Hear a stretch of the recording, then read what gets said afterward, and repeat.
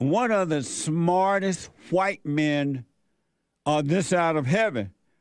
Our friend, your friend, a friend of the show, Bill Lockwood, is back. He is back. The smartest white man on this side of heaven. And I mean that. Bill is a writer and radio host at American Liberty with Bill Lockwood, teacher in Wichita Falls, Texas, preacher at Our Park Church of Christ. And be sure to check him out. You will not be disappointed. And I'm glad to have Bill back. Bill was out in November, so we didn't talk the last Tuesday of November. And we didn't talk the last Tuesday of December because we shut down for Christmas and New Year's. So he is back. Welcome back, Bill. Merry Christmas, Happy New Year, Happy birthday, whatever happened. Well, it's great to be back with you, Jesse. Thank you so much. Yeah, Happy New Year to you. Thank you. Yeah, it's been a while since I've visited with you. Yeah. I know. It's been a long time, too long. How was your Christmas and New Year's and all that good stuff?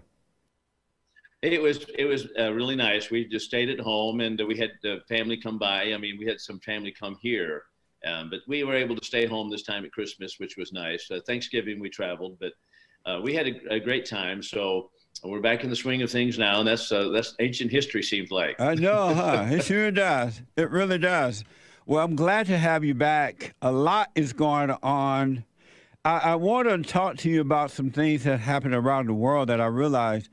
But first, what do you think about critical race theory stuff, teaching in the schools, and the way our country is going today? What's your impression of what's going on? Well, as you know, critical race theory is nothing but Marxism in a new dress. And it's sent to divide. That's what it is. It's divisive. And it purposely, of course, does that to divide people up. You know, Marx wanted to divide people up between the bourgeois and the proletariat and to create class conflict. And he was real big about conflict. So he created a class conflict that way. But that model was actually revamped through the 1960s in law schools, actually, particularly at Harvard Law School. They revamped some of that with the different individuals. And several of them, of course, were very instrumental in it, but they revamped it to make it, of course, a black-white issue. So to make the conflict between the races instead of the bourgeois and the proletariat. So it basically is just it's a Marxist worldview, which is, by the way, atheistic. It is materialistic in its nature. It is not God-centered at all. God is not part of it.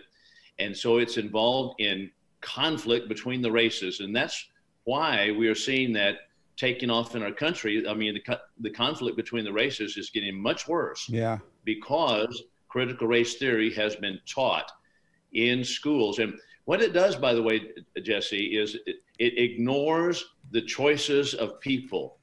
A lot of schools are actually practicing in this by having the children separate themselves depending upon whether they have both parents at home, whether they're white and whether they're black, or whether they have what kind of jobs their parents may have, all that kind of thing. And to show that the whites are privileged, all this white privilege stuff comes out of is critical race theory, is what it is. But it is done to divide the people up. But it ignores the personal choices of individuals, of men and women. And since it ignores that, as the Bible shows us, there are repercussions for our choices that we make, such as whether I get a girl pregnant when she's in high school and she doesn't get married, she doesn't marry me. And so what happens? Well, that child's raised without a father in the home, but they are going to paint that as all some racist ideals. But it really has to do with personal choices that people make, and we're ignoring that. As the Bible teaches in Exodus chapter 20, as well as other passages, God says, I will visit the sins upon the third and fourth generation. That is, there are repercussions of sin that continue down the trail because of personal choices that individuals make. Amazing. So it just divides people up and makes them angry at one another, ignoring personal choices. Why do you think parents, they know this now, they are aware that all this stuff is happening in the schools?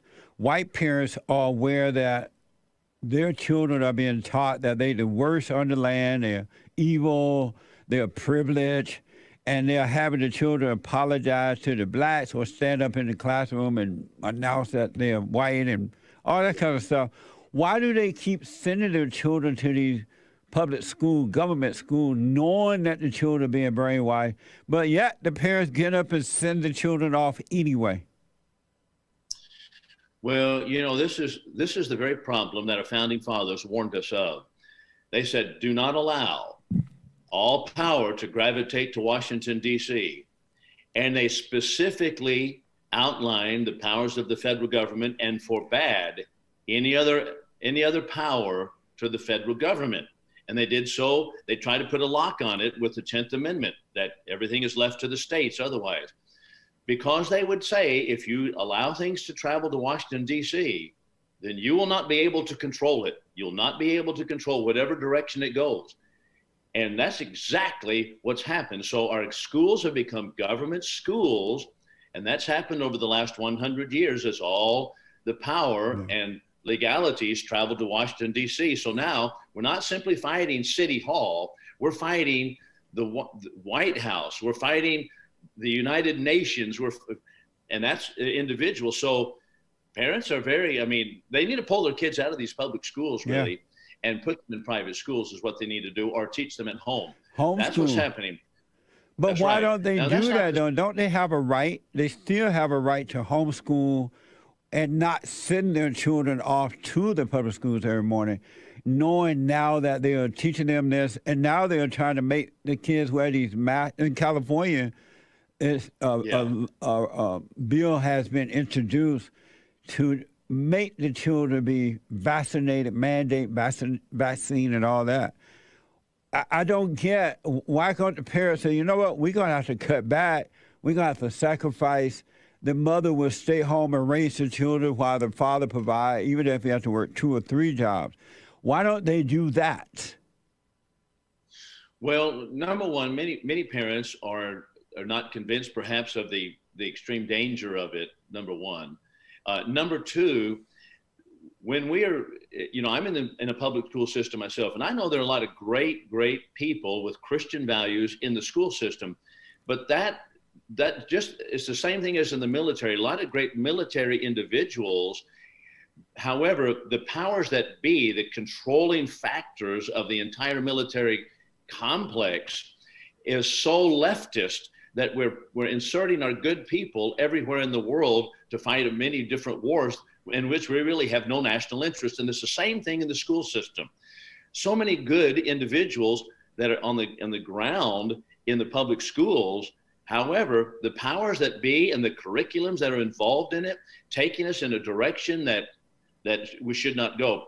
And plus, there's so many people now that are in the system that are so bought into this Karl Marx and John Dewey worldview, which is an atheistic, materialistic worldview, that it's very difficult. So I think a lot of parents recognize there are a lot of good teachers, and they think, well, and they know their teachers, and that. So I think they're not really maybe in tune to the dangers of it, but nevertheless, that's exactly what's happening across the country, and particularly in the bigger cities, and it's absolutely a huge danger. So another factor, in my view, Jesse, is that because of such things as the Federal Reserve, that has devalued our dollar to the extent of to the tune of about 98% of our dollar from 1913 to today. It's only worth about 3 cents what it used to be.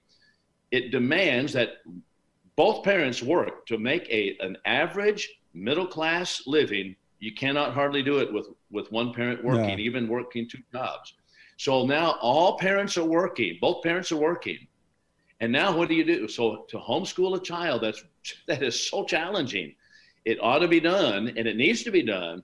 And even sending kids to private schools would be a great thing. But a lot of, people, it's very difficult because, and now with the inflation going on with Biden's administration, it's a lot worse than it was. So those factors, I think, has caused people to keep them in an easier environment in spite of the danger. Amazing. In your town, Wichita Falls, Texas, are you guys feeling the impact of all those illegals that are coming into Texas as they are in California? And have they defunded the police there in Wichita, crime gone up, and all those things happening in your town? Well, you know what? That's interesting. You asked that. I'm not aware of the crime having gone up, but I do know this. Several years ago, when I was in the juvenile detention system, I knew the facts were that the newspapers and the news outlets did not report on juvenile crime or report on many of the crimes that were taking place. They didn't report because they didn't want the people to be all upset about it. And they were kind of stifled some of those news reports. And it's like, well, and I was just kind of shocked that that would take place. So I'm always a little suspicious of what we are being told as really the extent of it.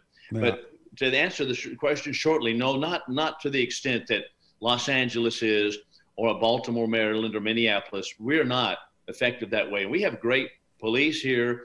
I'm familiar with many of them, and the sheriff's office is just a great conservative outlet here, and law enforcement. However, the strictures from the state government on the police are real.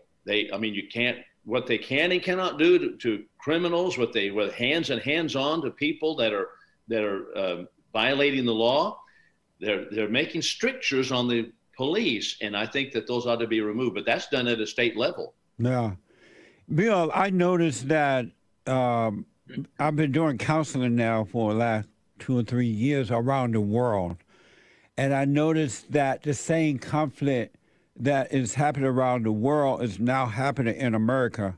Like, we're divided, the government's taking over, the races are fighting one another, the economy is bad, homelessness everywhere. And so I wondered one day, who is the head of all this stuff? Like, for example, you have the Germans and the Jews hating one another. They're fighting back and forth. You have in Israel, you have the Jews and the Palestinians fighting each other. And in North Korea and South Korea fighting one another. You have the Allahu Akbar people fighting one another is based on the sector of religion that they're in. And I never imagined that these things would happen in America, where we would have total division between the people, the races would be so divided as they are today. Our government is controlled by socialist, communist thinking people. And they're doing everything they can to destroy the country or change the country around. Who is the head of all this mess? Who's starting this around the world?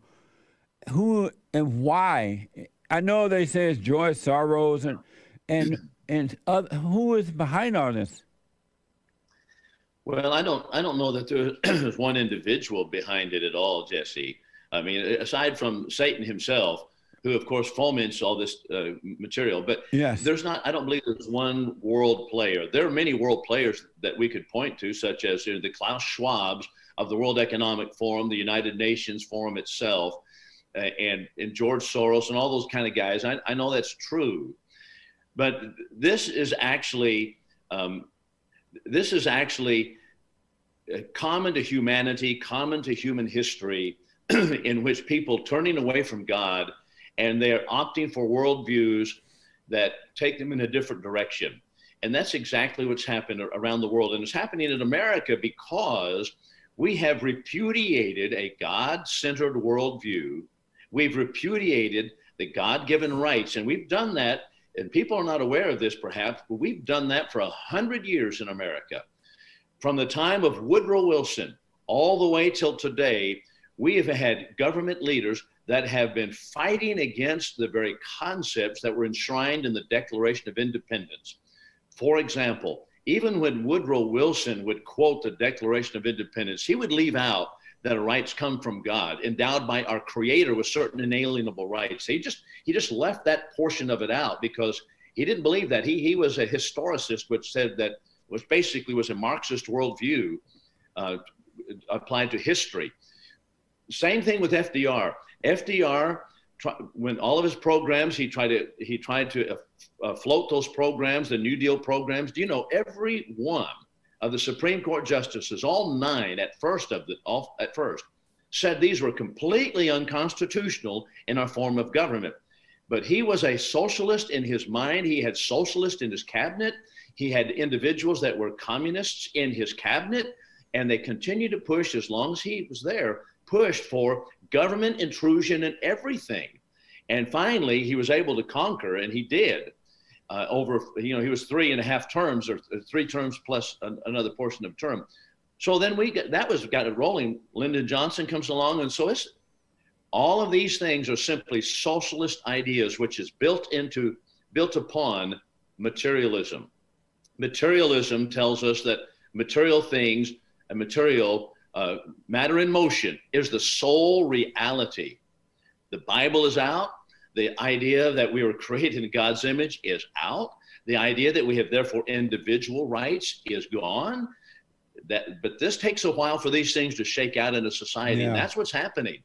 That's exactly what's happening in America, and we're seeing the results of it. So if it's been going on for 100 years or so, give or take, why didn't... In America. Yeah, in America.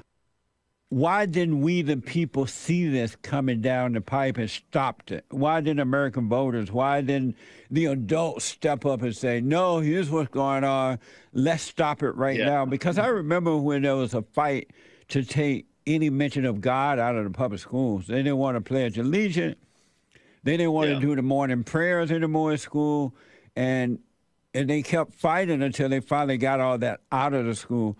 Why didn't we as adults see it and stop it before it got to where it is today? Well, I think the same thing's happening to America that happened to Old Testament Israel in not only 1 Samuel, but also in 1 Kings. So God had a system set up whereby judges would oversee the management of the peoples. And then they were tired of that. They wanted to be like the rest of the nations about them. And so they wanted a king.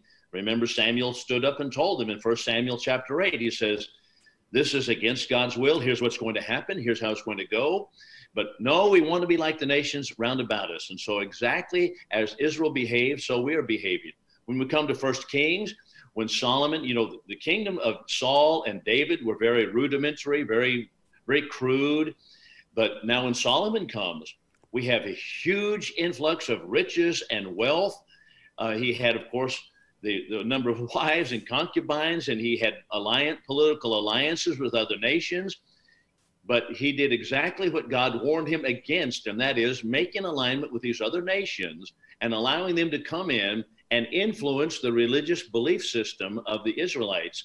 And pretty soon, they were right in idolatry, completely in idolatry. So the weakness of individuals, plus the affluence and the wealth of a nation, the power of a nation, soon enough that just corrodes a country's, the heart and soul out of a country. And soon enough, we just go the way of all the earth. That's exactly what happened to Old Testament Israel.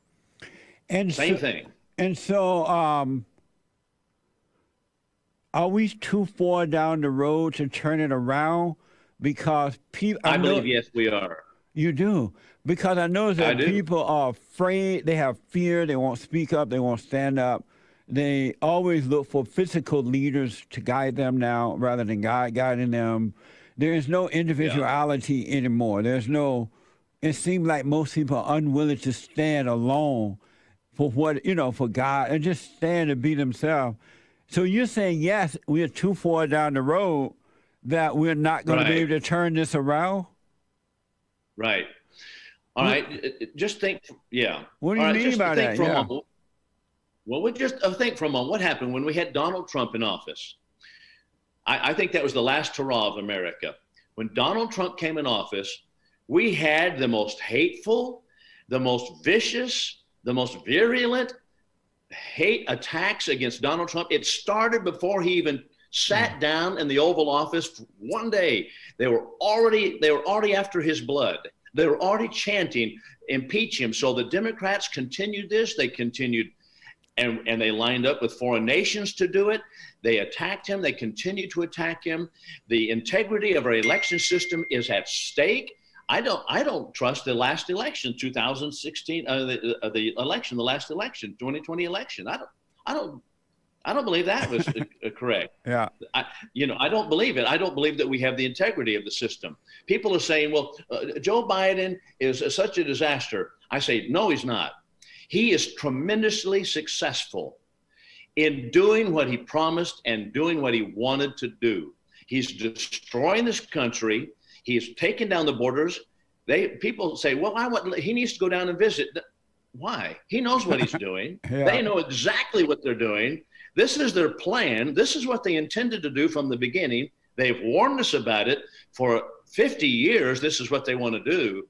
And I really have, and I hate to say this, I've lost patience with individuals who think, well, you know what, maybe he's just, this is a mistake. Maybe people see now this buyer's remorse. No, no. They've told us all along what they want to do. Yeah. Destroy this country. When Biden got into office, the first thing he did was he promised what he was going to do. And that is, he shut down the pipeline. Remember that? Now we don't have, now our supply lines are being hurt. Yeah. And now he wants to go back to war. And furthermore, we have no borders. So the integrity of the election system is all at stake. What are we left with? What are we left with? Very, very little. And I just think that, go ahead. What do you think I mean, you said we're too far down the road to turn it around. So what will the end be? What is the end? I think the end will be just like Bosnia, this country of Bosnia, where you have so many warring factions within it. And, we may have people, and I've said, I think that people, certain states such as Texas need to secede. I think that needs to take place, because if you keep the border open another several years like it is now, there's not going to be a turning it around. And the idea that we have to rely upon the federal government to come protect our borders, no, they're attacking the government. Here's another thing. Joe Biden has purposefully trashed the Constitution. The law states that people coming over the border should be detained, and on the other side of the border detained. Yeah. He's violating the law continually. He's a part of the smuggling operation. Do I think that he's ignorant of that? Absolutely not. He knows exactly what he's doing. Very good point. All of them do. Yeah. They all know exactly what they're up to, and they're successful in their minds as to what they're doing. And they have no intention of changing. They have no intention of turning it around. And if we continue this track, I don't know anybody that thinks that we're going to continue as a free nation. And so there's these reports out there now that things are so bad that come midterm election that the voters are going to vote out the Democrats and vote in Republicans, I guess. Do you think that will happen? Well, we're going to trust the integrity of the election system in order to get that accomplished, right? Are we trustful of that? Have we not already seen that the integrity of the election system is completely suspect? I mean, Mike Lindell, who's of the My Pillow Man, put out a 2-hour video after the lost election. Donald Trump lost to Biden. And he showed clearly with a number of senators, representatives, that the integrity of the system has been compromised already. It's already compromised. What are we doing about it? I don't know anything. Yeah, I don't you're right. anything about it. Yeah, you make a lot of sense in that they are doing exactly what they want to do, but people like me are seeing it as, oh, they're making things so bad. Joe Biden poll rating gone down and all that kind of stuff. His rating gone down, and I noticed that they're continuing to do what they're doing. They don't seem to care about that at all. No, they don't care. As though they're not worried about being voted in or voted out or supported or anything. And so they are doing exactly what they want to do. And it doesn't Right. matter what the polls say about their ratings and things like that. They're still doing it as though they never expect to be voted out at all. They're not concerned about that. No, they're not concerned about it. They're hardwired into the power players of world government. They're hardwired into it. And we are following along with not only the George Soroses of the world, but the Klaus Schwabs of the World Economic Forum. We're hardwired into it. The first thing that Joe Biden did, besides shutting down the pipeline, was once again join the Paris Climate Accord, which is about taxation of the American people and sending our tax monies all over the globe because we are climate sinners. We have had carbon emissions and we need to send it all over the globe. And that's the excuse for it. That's the crowbar to beat us over the head. So can you I just think for a moment, if Donald Trump were to come back into office, or someone like Donald Trump come back into office, what is going to happen? We had people such as California talking about secession against Donald Trump. Yeah, I remember that time. Yeah, it's going to be much worse. It's going to be much worse. They fled to this country with several million people who are Democrats right now. It's just not going to. It's not going to go well. It cannot go well. I don't think that's against common sense. So, do you think Texas will secede from the rest of the country? I don't know. Personally, I don't know that we have the backbone to do it. I don't think that enough people have enough backbone to do it. I think that, we have too many people says, well, we can salvage what we've got. And I think, oh, really? I mean, okay, let's see you turn. Ronald Reagan said that he was going to shut down the National Education Association. He was not able to do it. That was back in Ronald Reagan's day. Bill, hold that thought. Can you stay for another Sure, be at happy least? to, yeah. Okay, let me take a break. Bill Lockwood is here, back in a moment. So I told you Bill Lockwood is the smartest white man on this side of heaven. I totally appreciate him. You can check out his YouTube channel, American Liberty with Bill Lockwood, American Liberty with Bill Lockwood, and Writing for the Bible brand. Writing for the Bible brand. Find him at AmericanLibertyWithBillLockwood.com. Anything else you want to promote concerning your website or what you're doing, Bill? Oh no, thank you, Jesse. That was it. American Liberty with Bill Lockwood, right? That's it. Yeah, thank you for that. You're welcome. Bill, so as a white man, and the country is openly discriminating against white people, especially white men. Right.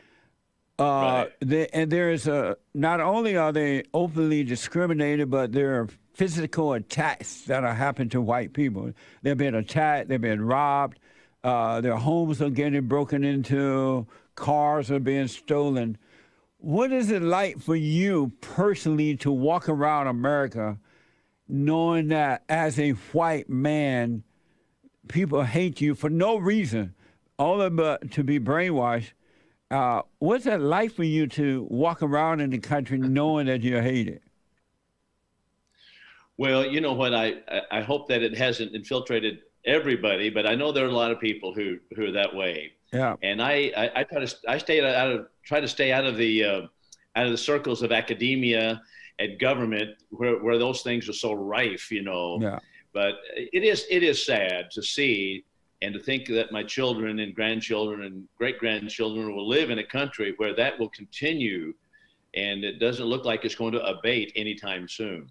You know what, Jesse, I want to back up to something that we mentioned right before we went to break, if I could. Okay. Yes. And you're asking about why I would think this is it for America. Yes. Think about this. Think about a couple of things. There are two main moral issues involved in America that I think really spell the downfall of America. Number one is the abortion issue. We have had that encoded in law, but since 1973, and it looks like there's not going to be any change in that. But not only that, but they are levying tax money from the taxpayer to pay for all of that. And that's continuing across the board in America. Yeah. So that's one issue, that the devaluation of human life. Number two is homosexuality. Homosexuality, America is the first nation in the history of mankind to have homosexual marriage as a legal entity and put it on a level with marriage. So we have, and that was thanks to Barack Obama.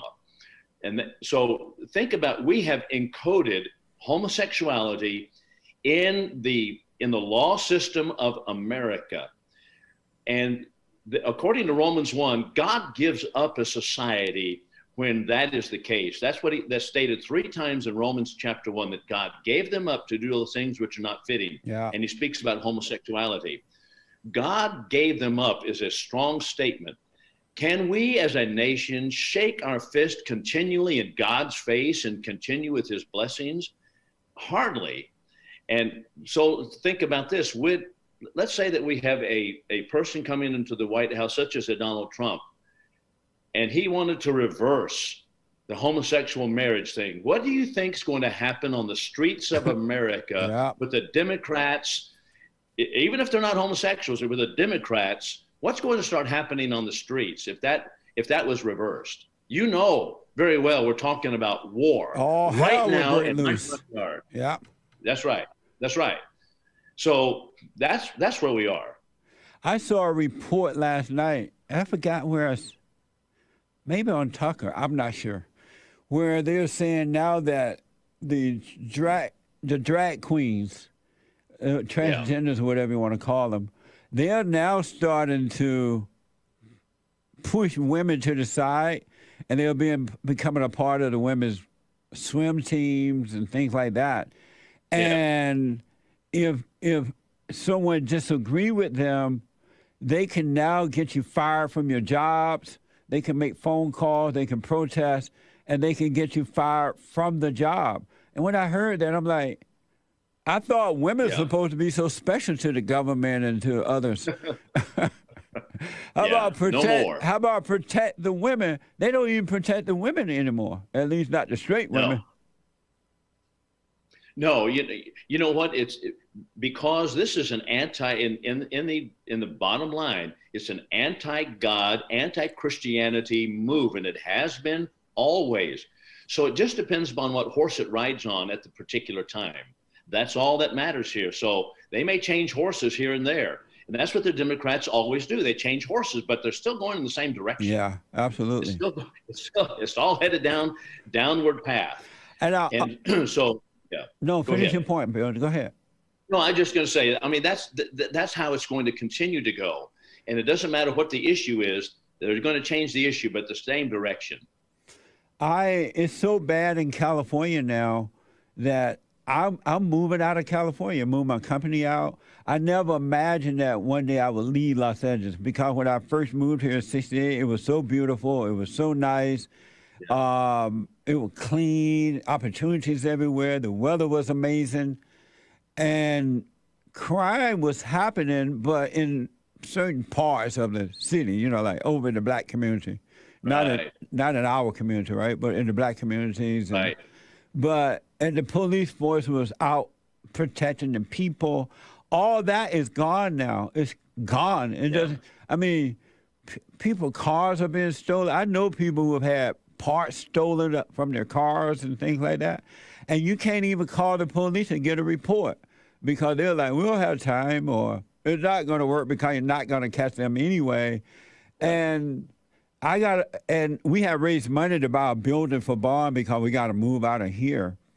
And I can't even get a building because of the prices and the regulations and the restrictions. Now they're talking about the mandates and the taxes and all kind of crap. And so I have no other choice but to move. I think I'm moving to Florida. And I never imagined leaving California. Well, I thought maybe you'd stop by here and move to Wichita Falls. I thought that'd be so great to have you here. I'm about to pitch that you come to Texas. If it get cold there. Well, in North Texas where I am, it does. That's true. Yeah. You know what? Florida is a nice place, but if you go to southern Texas, I mean, there are a lot of nice places. They're not quite as pleasant as Florida, though. That's true. And Wichita Falls is a nice city. I'm I am familiar with it. Been there several times. But it is cold here in the winter. But black people don't like cold. White people don't like it either.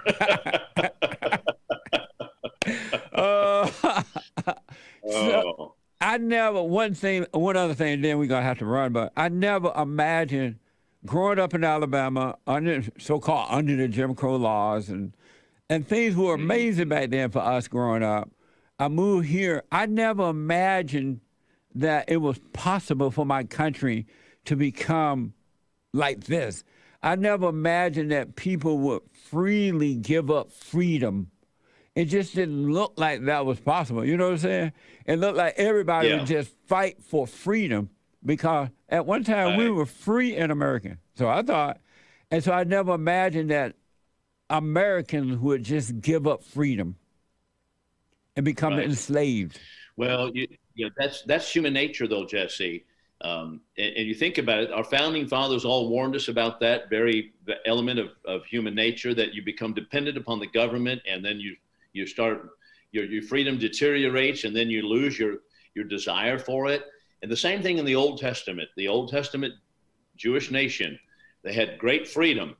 And that was, of course, with the system of judges, as long as they were righteous. But when they were not, then they lost it. And that's exactly what happened. It deteriorated finally to the point where they were enslaved, and they never had anything different after that. So they had overlords. And so that's exactly what's going on with America. I mean, people so dependent. It's very, very sad. In closing, Bill, I've asked several people now about this thing with the Germans, Hitler and all those people, and the Jews. And I asked, why was they so angry at one another? And it's like, were they just walking down the road one day and decided, let's not like each other, let's just fight. And some people say it's because the Jews had a lot of money, they control everything, and that's what made the Germans mad. And I don't know, I'm learning more. I don't even know what the truth is, because it's hard to find people that are not biased.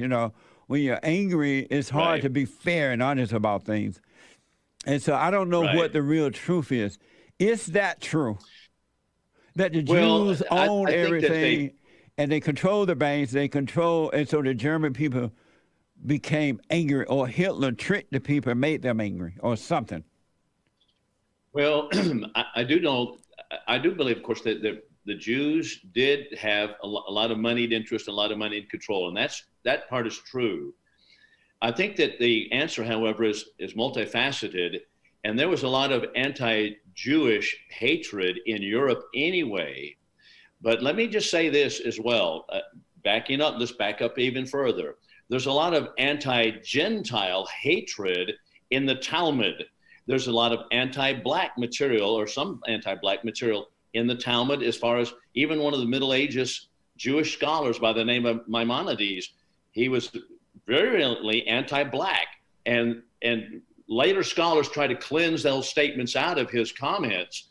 But nevertheless, so there's a lot of bigotry in the Talmud itself. The Jews were very, very anti-Gentile, anti-non-Jew. So that was always going on too.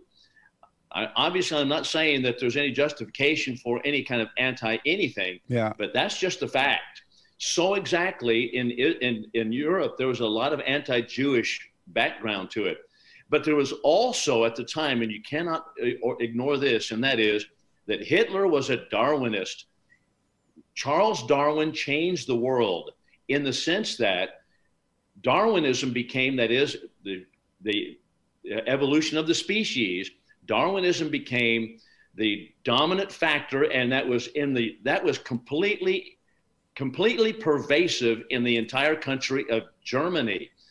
And Darwinism has no such thing as individual rights. There's nothing wrong with being one race as above another with Darwinism, because that's going to be the case. Some species have progressed further than other species. That's part of Darwinism.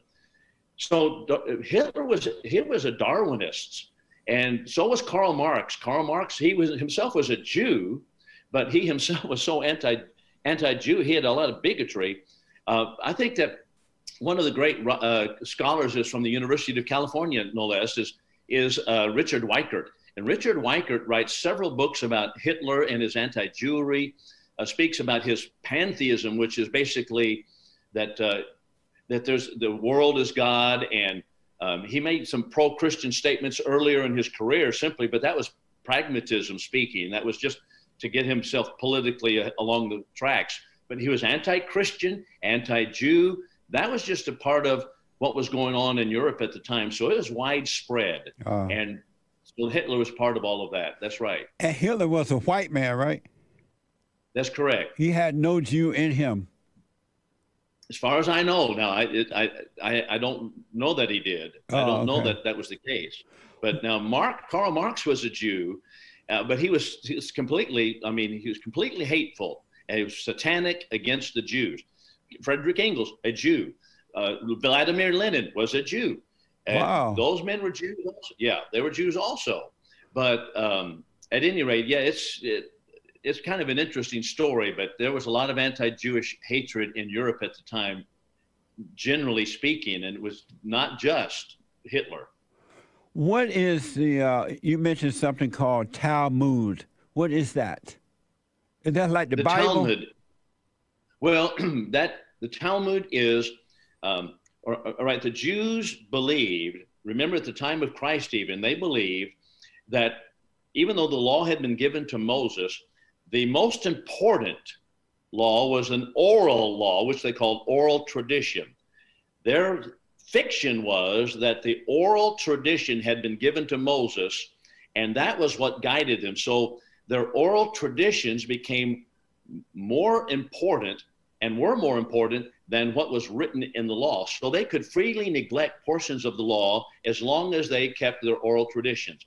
In about the year 200 AD to about 400 AD, these oral traditions were written down in a volume or in a number of volumes, and they were collected together, plus the commentaries on those, the Mishnah, and those were collected together and they became the Talmud. The Talmud, Judaism today is Talmudism. It is not Old Testament Judaism.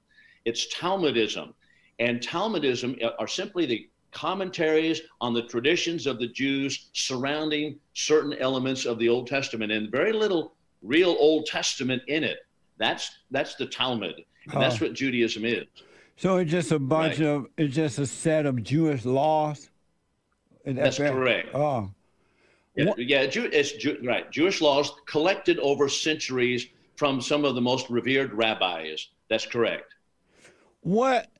And last thing about the Jews, and I got to ask you about the blacks, and then I got to run. The Jews, everywhere number two questions about the Jews.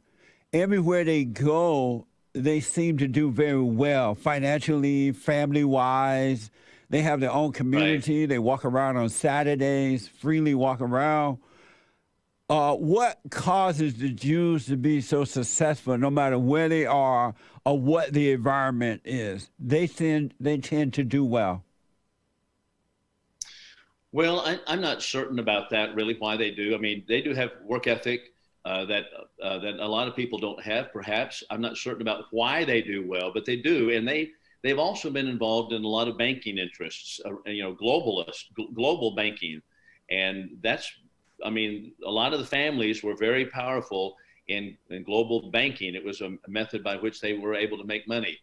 But that's true, and that's exactly what's happened. Regarding the success and so forth. But the important thing to remember is that modern Judaism is Talmudism, and why they're successful, I'm not quite certain as far as the reason for that. But there may be that scholars are able to tell that are more apt than I am on that. But okay. But at any rate, that's my take on it.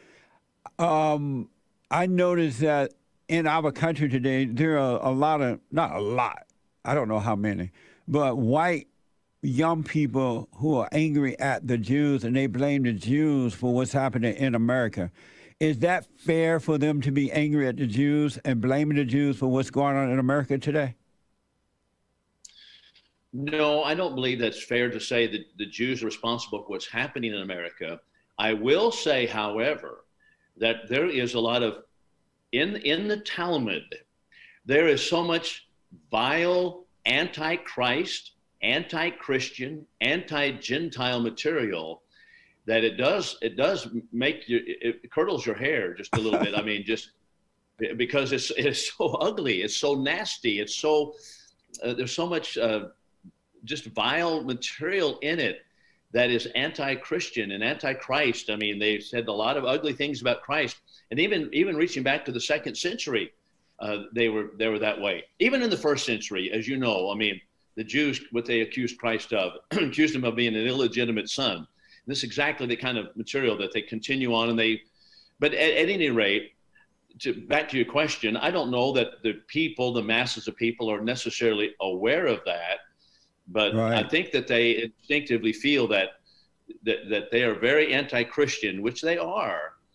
Judaism is. So I don't know if that's what drives them or not, but I think people have thought about the Jews being part of the global government and Judaism, and I don't know. I think maybe sometimes they take that too far. But there are a lot of Jews that are involved in some of that. I mean, it's kind of interesting to think about how United States actually carved out a place for the Jews out of Russia and in Palestine and through the United Nations and made it a place. I mean, that's pretty remarkable to think. I mean, just think if they came, the United Nations came to California and said, we're going to make a place for peoples that were here long ago, and all of you people move out, and it creates problems, and that's kind of what happened over there when Israel was created. So I'm not justifying one thing or the other, but I'm simply saying those are really the facts of the case, and I think it causes people, as they become aware of it, I think they become a little bit angry about it. Plus, today, Islam is completely hateful to the Jew. Completely hateful to the Jew. And the Islamic statements are so, once again, from the vile standpoint, so ugly about Jews, comparing them to dogs and so forth, and it's just really, really ugly. But that perhaps has also motivated some people today. It seems so weak for human beings to hate one another, blame one another for their own lack of or inability to make it in their own life. It just seemed to be so weak to be mad at someone. You can disagree when you don't, but it just seemed a weakness to me to blame someone and become a victim. It's like, it doesn't make sense to be mad and blaming someone because you having a rough time in life or whatever going on. You know what I'm saying? I often wonder what was wrong that you didn't see all of this coming. Why blame? It's like the blacks blaming the whites and the whites blaming the Jews and the Allah people blaming the Jews. Everybody blames somebody. Yeah. Yeah. Instead of taking, I grew up taking responsibility and just deal with stuff. Well, you know what? I think that's part of just human nature. We want to, you think about human nature, it's always the woman that you gave me, she made me eat the fruit. And that's human nature to pass the blame somewhere else. And that's what started in the Garden of Eden. Bill, we're so out of time. Tell the folks how to get to your website and all that. You bet. It's American Liberty with Bill Lockwood. It's a .com address. American Liberty with Bill Lockwood, and the radio shows there. There's a donate button there. You can donate. You can subscribe. There's a YouTube channel also, American Liberty with Bill Lockwood. You can subscribe to that as well. Thank you, Bill, and welcome back.